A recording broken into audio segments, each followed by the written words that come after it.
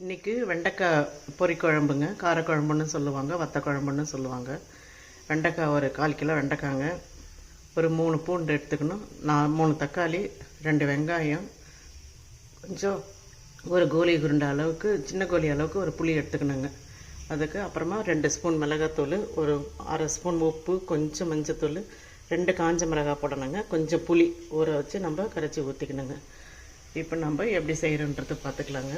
First கடாயிலே செஞ்சுக்கலாம். குக்கரில் நம்ம 6 விசிலும் செஞ்சுக்கலாம். வெண்டைக்காய் ரொம்ப நல்லதுங்க. இந்த குழகுழப்பு தன்மை நம்ம உடம்புக்கு சேர்த்துக்கணும்னா முட்டி வலி அதெல்லாம் எதுவும் இருக்காதுங்க. அதனால் ஒரு 3 ஸ்பூன் எண்ணெய் ஊற்றிக்கணும்.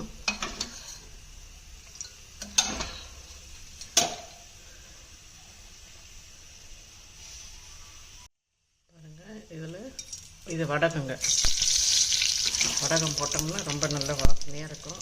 எல்லாமே அதில் இருக்குது. நம்ம வடகம் செஞ்சுருக்கிறதுனாலன்ட்டு இதில் 2 காஞ்ச மிளகாங்க போட்டோம்னா நல்லா வடகம் பொரிஞ்சு ஸ்மெல் ஒரு நல்லா இருக்கும் அந்த டேஸ்ட்டு.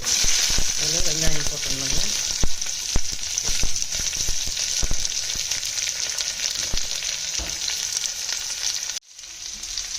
பூண்டும் போட்டுடலாங்க. நல்லா வதங்கினே இருக்கும். அதுக்கடுத்து தக்காளிங்க,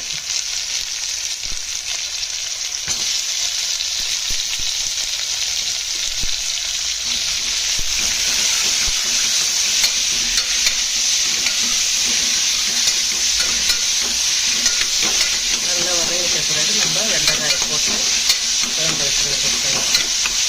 எல்லா காயும் ஒரு நாளைக்கு ஒரு 5 காய் சேர்த்துக்கணுங்க. 2 பழம் சேர்த்துக்கணும். வெண்டைக்காய் ரொம்ப நல்லது. நான் அதனால ஃப்ரெஷ்ஷாக இருக்கும்போதே அதை நல்லா செஞ்சுருக்குது. நல்ல அருமையாக இருக்கும் வெண்டைக்காய் காரக்குழம்பு பண்ணுறது. நல்லா வதங்கிட்டு இருக்கும்போது உப்பு போட்டுடணுங்க.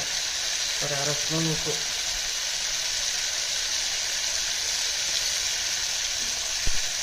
அதில் வெண்டைக்காயும் போட்டணும். ரொம்ப நேரம் நம்ம இதை இது பண்ணக்கூடாதுங்க. ஜஸ்ட்டு ஒரு இது வர மாதிரி இருக்கும்போதே நம்ம வைக்கலாம், சீக்கிரமாக ஆகிடும். அதில் இது அவ்வளோதாங்க. புளி தண்ணியை ஊற்றிட்டு ஜஸ்ட்டு மூடி வச்சாவே போதும். 2 to 3 மினிட்ஸ் மூடி வச்சாவே அதிலே வந்துடுங்க. அவ்வளோதான். இப்போ புளி ஊற்றிட வேண்டியது. இதிலே நம்ம 2 ஸ்பூன் மிளகாத்தூள் போட்டு வச்சுருந்தோம் இல்லைங்களா, இந்த 2 ஸ்பூன் மிளகாத்தூள்.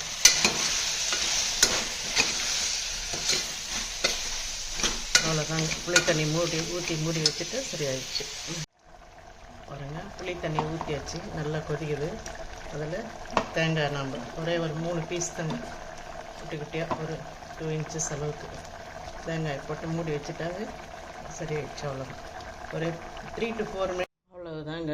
வெண்டைக்காய் காரக்குழம்பு, பொரிக்குழம்பு, வத்தக்குழம்பு எது ஒன்றாலும் சொல்லலாங்க. இது போட்டு நம்ம ஒரே தேங்காய் ஊற்றிட்டு போது ஜஸ்ட் ஒரு கொதிச்சா போதும். இறக்கி வச்சுட்டு எல்லாத்துக்குமே நல்லா இருக்குங்க. சுட இதில் நெய் போட்டு சாதம் போட்டு சாப்பிட்டா சும்மா சூப்பராக இருக்குங்க. ஓகே, வாங்க சாப்பிட்லாம்.